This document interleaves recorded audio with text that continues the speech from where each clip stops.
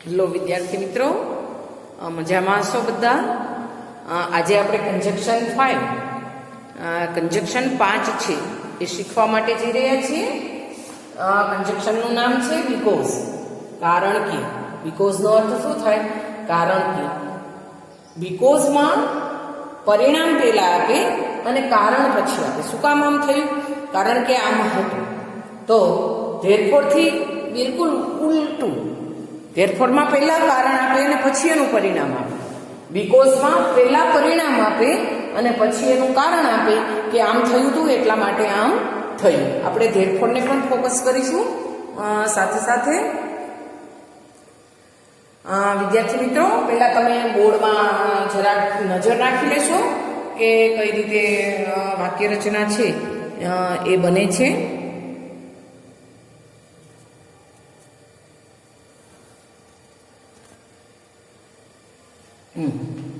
હવે આપણે થોડા ગુજરાતીમાં વાક્યો જોઈએ. હું આજે મોડી હતી કારણ કે હું મોડી ઉઠી હતી. આજે હું ખુશ છું કારણ કે હું પિક્ચર જોવા જવાની છું. આજે હું રાતે જાગી કારણ કે મારે લખવાનું ઘણું બધું હતું. આજે મને શિક્ષક ખીજાયા કારણ કે મેં હોમવર્ક પૂરું કર્યું ન હતું. હું ઓફિસે લેટ પહોંચ્યો કારણ કે મારા સ્કૂટરમાં પંચર હતું. કારણ કે મને રિક્ષા સવારમાં મળી ન હતી. કારણ કે મારી ગાડી ઘરે નહોતી. આવું પણ કહી શકાય. હું આજે ખેતરે જવાનું નથી કારણ કે મને મજા નથી. આજે હું દુકાને જઈશ કારણ કે સેલ્સમેન મને મળવા આવવાનો છે.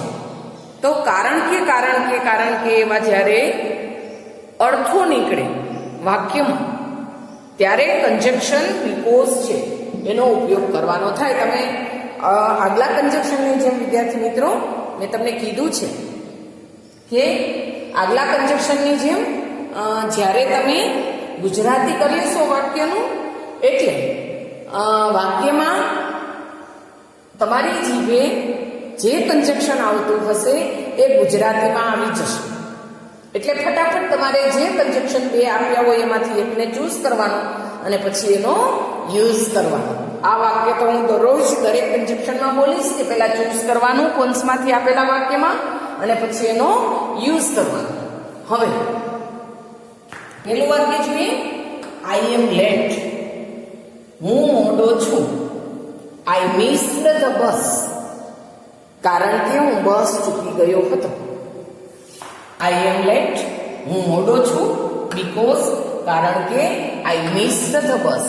હું બસ ચૂકી ગયો હતો. હું મોડો છું કારણ કે હું બસ ચૂકી ગયો હતો. હવે જો આ વાક્યમાં આપણે ધેરફોર પણ વાપરી શકીએ. આઈ મિસ્ડ ધ બસ. હું બસ ચૂકી ગયો હતો. ધેરફોર તેથી આઈ એમ લેટ. હું મોડો હતો. બીકોઝ અને ધેરફોર એકાબીજાના ઉલટ સુલટ વાક્યો છે. એટલે તમે ઊંધું જતું કરી નાખશો વાક્ય તો પણ બીકોઝ અને ધેરફોર છે એ મિનિંગમાં ક્યાંક આવી જશે. એટલે ચિંતા નહીં કરવાની. Father was happy. પિતાજી ખુશ હતા. Amit got good marks. અમિતને સારા માર્ક્સ મળ્યા હતા. પિતાજી ખુશ હતા કારણ કે અમિતને સારા માર્ક્સ મળ્યા હતા. તો father was happy because Amit got good marks. કશું નથી કરવાનું. વચ્ચે બીકોઝ મૂક દેવાનું, વચ્ચે બટ મૂક દેવાનું, વચ્ચે એન્ડ મૂક દેવાનું, વચ્ચે અધરવાઇઝ અથવા ઓર એલ્સ મૂકી દેવાનું. બધા જ કન્જક્શનો મોસ્ટલી છે આઈધર ઓર અને નાઈધર નોર સિવાયના કે જે વચ્ચે જ વપરાય છે. કશું એ વાક્યમાં બી ફેરફાર નથી આવતો. માત્ર મિનિંગ એનો કાઢીને કે ક્યુ કન્જક્શન છે એ ચૂઝ છે અને એ જ કન્જક્શન યુઝ છે. યુઝ એટલે કશું નથી કરવાનું. તે વાક્યની વચ્ચે કન્જક્શન મૂકી દો એટલે વાક્ય તો એનું જ રહેશે. સેમ સિસ્ટમ છે. There is no change in pattern also. વાક્યની પેટર્નમાં પણ કોઈ ફેરફાર નથી બાળકો, વહાલા બાળકો. એટલે મૂકવામાં આપણે માત્ર પસંદગી છે એ આપણે ક્યુ કન્જક્શન આવે એટલું કરવાની છે, બાકી તો મોસ્ટલી બધા કન્જક્શન છે એ વચ્ચે મુકાય છે. હવે આ વાક્યને ઊંધું કરીએ એટલે ધેરફોરનો ઉપયોગ થશે.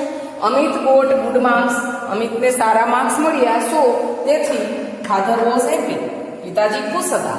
અમિત ગોટ ગુડ માર્ક્સ, અમિતને સારા માર્ક્સ મળ્યા, સો તેથી ફાધર વોઝ હેપી, પિતાજી ખુશ હતા.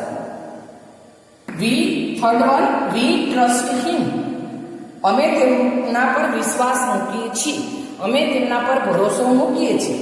હી ઇઝ ઓનેસ્ટ, તે પ્રામાણિક છે.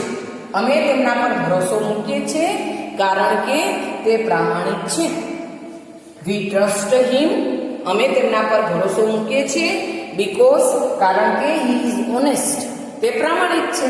હવે આ જ વાક્યને ઉલટું કરો, હી ઇઝ ઓનેસ્ટ, તે પ્રામાણિક છે, સો તેથી વી ટ્રસ્ટ હિમ, અમે તેમના પર ભરોસો મૂકીએ છીએ, તે પ્રામાણિક છે, તેથી માટે અમે તેના પર ભરોસો મૂકીએ છીએ. અમે તેમના પર ભરોસો કરીએ છીએ બીકોઝ, કારણ કે હી ઇઝ ઓનેસ્ટ, તે પ્રામાણિક છે. Fourth one, do not play outside, બહાર રમશો નહીં, આજ્ઞા આપી છે. ડોન્ટ ડુ ધીસ, બહાર રમશો નહીં. પ્રોસેસ, ડિસ્ક્રાઇબિંગ પ્રોસેસ છે, કારણ કે અહીંયા કોઈ કરતા નથી, સીધું ક્રિયાપદથી વાક્ય શરૂ થયું છે. એટલે ફંક્શન ડિસ્ક્રાઇબ પ્રોસેસ છે કે બહાર રમશો નહીં. ઇટ ઇઝ વેરી હોટ, બહાર ખૂબ ગરમી છે. બહાર રમશો નહીં કારણ કે ખૂબ ગરમી છે.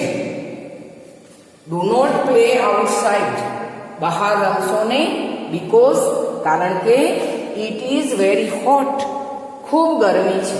હવે આ વાક્યને ઉલટાવી નાખીએ. પેલા મુદ્દે તો ધેરફોર વપરાય, ઇટ ઇઝ વેરી હોટ, ખૂબ ગરમી છે, સો તેથી, અથવા ધેરફોર તેથી, એટલે માટે ડુ નોટ પ્લે આઉટસાઇડ, બહાર રમશો નહીં. ઇટ ઇઝ વેરી હોટ, ખૂબ જ ગરમી છે, સો તેથી ડુ નોટ પ્લે આઉટસાઇડ, બહાર રમશો નહીં. Fifth one is and last one, she did not come to school, તેણી શાળાએ ન આવી. She did not come to school, તેણી શાળાએ ન આવી. સી ઇઝ નોટ વેલ, તેણીને મજા નહોતી. તેણી શાળાએ ન આવી કારણ કે તેણીને મજા નહોતી. તો she did not come to school, તેણી શાળાએ ન આવી બીકોઝ, કારણ કે સી ઇઝ નોટ વેલ, તેણીને મજા નથી. હવે આ વાક્ય ઊંધું કરી નાખીએ. છેલ્લું વાક્ય પહેલા મૂકીએ તો સો અને ધેરફોરનો ઉપયોગ થશે. સી ઇઝ નોટ વેલ, તેણીને મજા નથી, સો તેથી she did not come to school, તેથી તેણી શાળાએ આવી ન હતી. સી ઇઝ નોટ વેલ, તેણીને મજા નથી, સો તેથી she is not come to school, તેણી શાળાએ આવી નહીં. કારણ કે એન્ડ, બટ, ઓર, અધરવાઇઝ આ બધા જ કન્જક્શનો છે એ ખૂબ ઇઝી છે વિદ્યાર્થી મિત્રો. અને આશા રાખું કે આ કન્જક્શન છે એ માત્ર વચ્ચે જ મૂક દેવાના છે. આપણે પસંદગી કરી અને વચ્ચે જ મૂક દેવાની છે. આપણે કાંઈ બુદ્ધિ દોડાવવાની નથી. માત્ર આપણે એટલું જ જોવાનું છે કે ક્યુ કન્જક્શન આવે, બીકોઝ આવે, સો આવે, ધેરફોર આવે, ઓર આવે, બટ આવે કે એન્ડ આવે. બબે કન્જક્શનોની પેર તમને આપેલી હશે, એમાંથી એકને પસંદ કરવાનું અને પછી એને વાક્યમાં યુઝ કરવાનું. બધા જ કન્જક્શન છે વચ્ચે જ વપરાય છે. મોસ્ટલી કોઈ ફેરફાર નથી, ખાલી વચ્ચે મૂકી દેવાના છે. માત્ર તમારે પસંદગી જ કરવાની છે કે કયું કન્જક્શન આવે. એના માટે ફરી એકવાર વિદ્યાર્થી મિત્રો યાદ કરાવું કે વાક્યનું ગુજરાતી કરી લેશો એટલે જે કન્જક્શન છે, જે સંયોજક છે એ તમને તરત જ તમારી જીભે ગુજરાતીમાં આવી જશે. ગુજરાતીમાં આવી જાય કારણ કે એવું એટલે બીકોઝ વાપરવાનું, તેથી એવું આવે એટલે સો કે ધેરફોર વાપરવાનું, અને એવું કન્જક્શન આવે તો એન્ડ વાપરવાનું, પણ છતાં પણ એવું આવે તો યટ બટ સ્ટીલ વાપરવાના. નહીતર એવું જો ગુજરાતી તમારી જીભે આવે વાક્યનું ગુજરાતી કરતા તો તમારે અધરવાઇઝ અથવા ઓર એલ્સ વાપરવાનું. વિદ્યાર્થી મિત્રો, આટલા કન્જક્શનની રચના આપણે લીધી. હજુ પણ કન્જક્શન થોડાક બાકી છે જે ડબલ પૂછાય છે. આપણે ફંક્શનમાં પણ પૂછાય છે અને કન્જક્શન તરીકે પણ પૂછાય છે, એટલે આપણે ધ્યાને લેશું. આશા રાખું વિદ્યાર્થી મિત્રો કે આજનું આ કન્જક્શન છે બીકોઝ એ તમને સમજાઈ ગયું હશે. આવજો બેટા, સરસ મજાની નોટમાં એનો ઉતારો કરી લેશો.